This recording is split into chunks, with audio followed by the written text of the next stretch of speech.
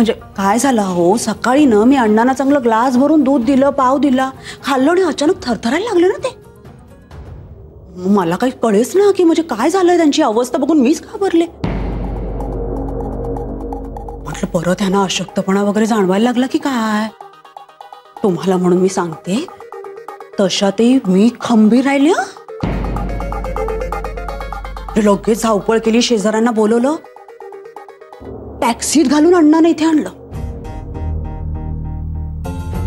122 रुपये झाले माहिती टॅक्सीचे. पण वहिनी, तुम्ही अण्णांना एवढी धावपळ करून इथे आणलत म्हणूनच आपण उपचार चालू करू शकलो ना. हो ना ग, पण आता बघ ना केवढा खर्च येणार आहे. माणसाच्या जीवापेक्षा पैसा महत्वाचा नसतो.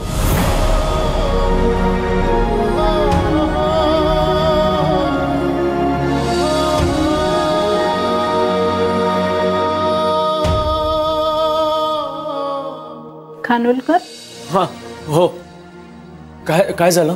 हो डॉक्टर तुमच्या पेशंटला चेक करतायत, कुणीतरी त्यांच्याकडे थांबायला हवं. मी जातो. अहो तुम्ही थांबा ना.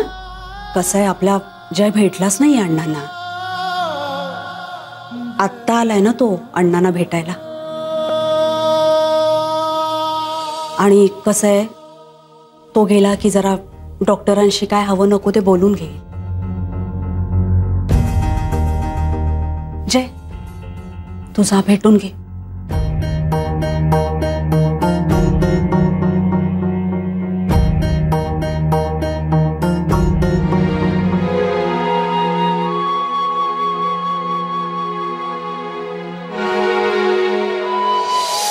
अण्णा तुम्ही मला हवे आहात कायमचे. अण्णा हे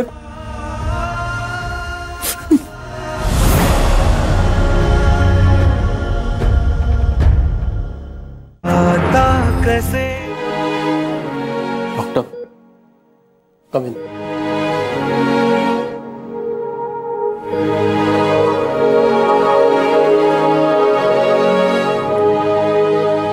बरं झालं तुम्ही वेळेत आणलं यांना इथे, त्यामुळे ट्रीटमेंट लवकर सुरू करता आली. पण आज रात्रभर जरा काळजी घ्यायला हवी, कंडिशन नाजूक आहे.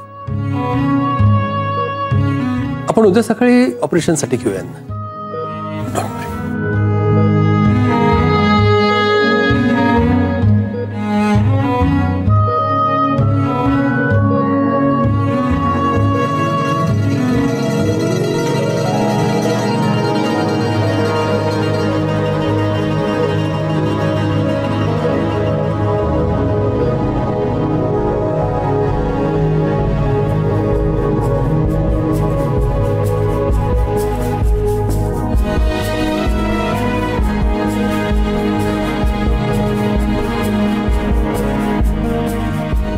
अण्णा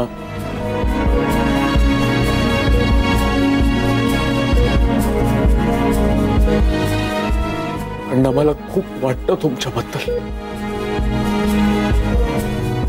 मला खूप करायचंय तुमच्यासाठी. लहानपणीपासून ना तुमच्याशी कधी नीट बोलताच आलं नाही अण्णा. तुमचा असा दरारा होता ना, त्याची भीती वाटायची.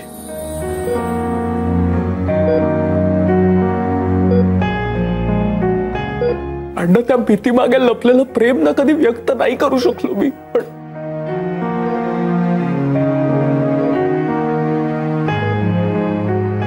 तुम्ही असे गाढ झोपलात ना कधीतरी की मग यायचो मी. तुमच्या हातावर डोकं ठेवून तुमच्याकडे बघत बसायचो. तेव्हाही काही बोलता यायचं नाही. आज बोलतोय अण्णा. अण्णा तुम्ही मला हवे आहात कायमचे. अण्णा हे